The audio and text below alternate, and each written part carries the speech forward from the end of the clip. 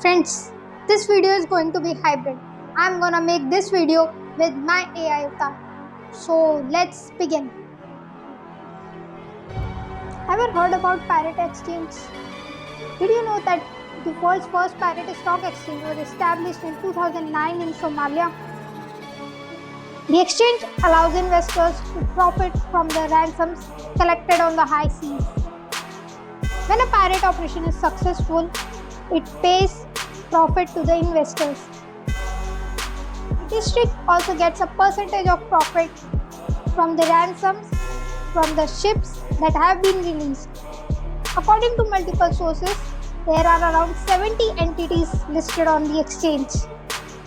Now I want the AI to take me over or to overtake me.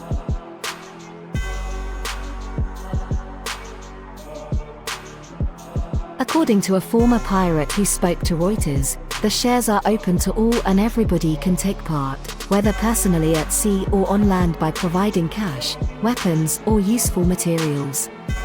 We've made piracy a community activity. Friends, don't forget to like and share this video and subscribe to my YouTube channel.